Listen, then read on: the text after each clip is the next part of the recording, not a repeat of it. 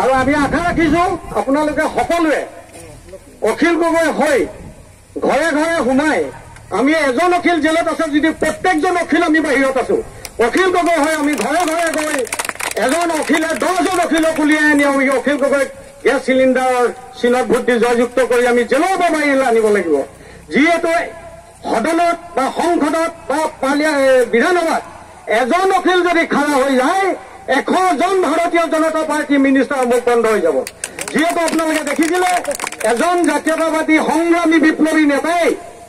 এবাৰ যদি আমলি তৈ দিছিলে গোটেই অসম বন্ধ হৈ গৈছিলে বিভিন্ন জেগাত ধৰ্ণা হৈ গৈছিলে টুলগেট বন্ধ হৈ গৈছিলে নদীবাট বন্ধ হৈ গৈছিলে আন্দোলনৰ বিৰোধী হৈ সকলো ওলাই আহিছিলে যাৰ বিনিময়ত 5জন ফুলকমলীয়া শ্বহীদ হৈছিলে সেই শ্বহীদে আজি শ্বহীদৰ মৰ্যাদা নাপালে অখিল গগৈ জেলত ভৰাই থোৱা এটাই কাৰণ তেওঁলোকে জানে ইয়াৰ আগৰ বিধানসভা ইলেকশ্যনত অখিল গগৈৰ কাৰণে ভাৰতীয় জনতা পাৰ্টি একমাত্ৰ শাসনৰ গাদীত আহিছিলে যিখন বনিয়া বা বেপাৰী চৰকাৰ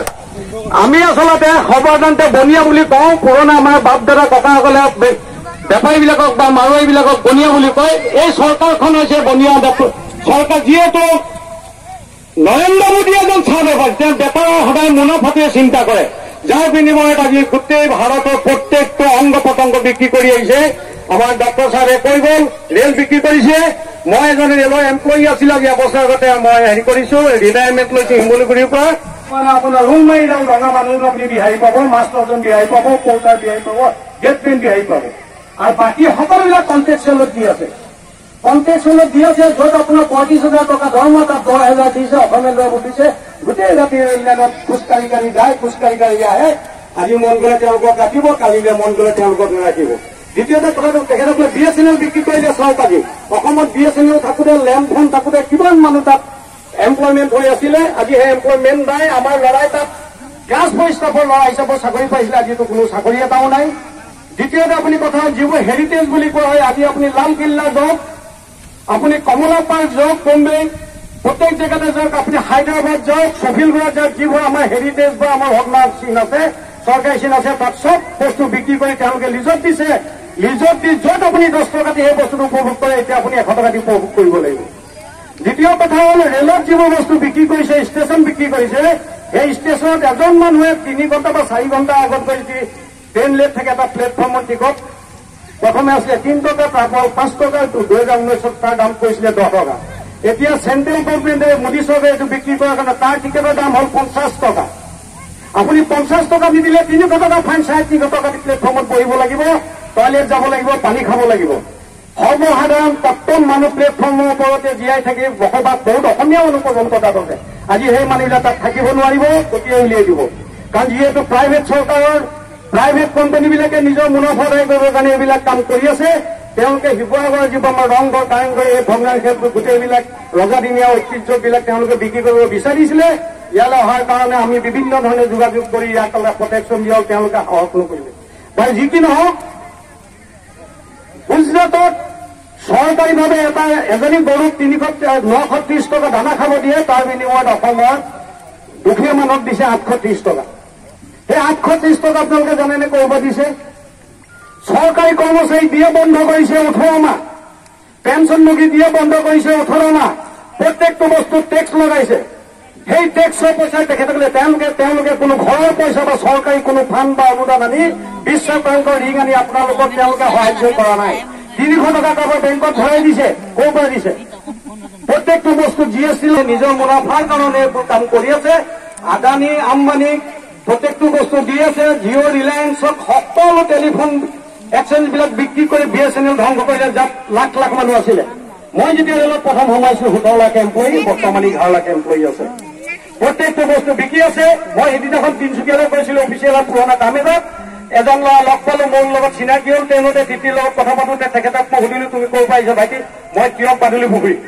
তুমি ক'ত কাম কৰা মই ৰেলত কাম কৰোঁ তুমি কি কাম কৰা বোলে মই পেঞ্চন ছেকশ্যনত কাম কৰোঁ য'ত একাউণ্টছ এটা ব্ৰাঞ্চ আছে তাত পেঞ্চন মানুহ ৰিটায়াৰ হ'লে চেংচন হয় তোমাৰ কিমান দিন চাকৰি হ'ল বোলে মোৰ 2 বছৰ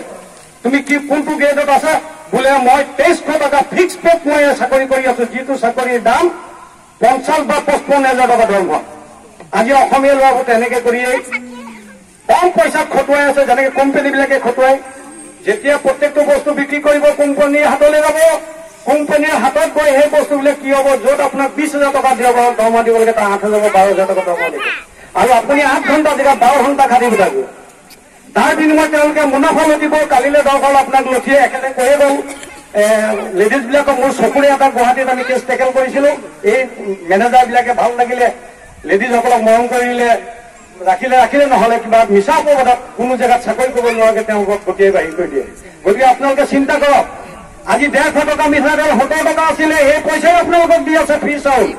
আপোনালোকক 3,000 টকা ফ্ৰী সেই তাৰ পৰাই দি আছে, চৰকাৰে কোনো ঘৰৰ পৰা দিয়া নাই। নোটবন্দী যেতিয়া তেওঁলোকে কৰিছিলে, আপোনালোকে জানে নাজানে ক'ব নোৱাৰে, সেই সময়ত বিজেপি চৰকাৰৰ ভাৰতত মানে ইলেকশ্যন আছিলে। কংগ্ৰেছৰ কোনো নেজানে ক'ৰবাত পইচা খৰচ কৰি জিকিব নোৱাৰে। তেওঁলোকে 24 ঘণ্টাৰ ভিতৰত নোটবন্দী কৰি নিজৰ টকাবোৰ আদানী আম্বানীক আগতে ইনফৰমেশ্যন দি, বিজেপিৰ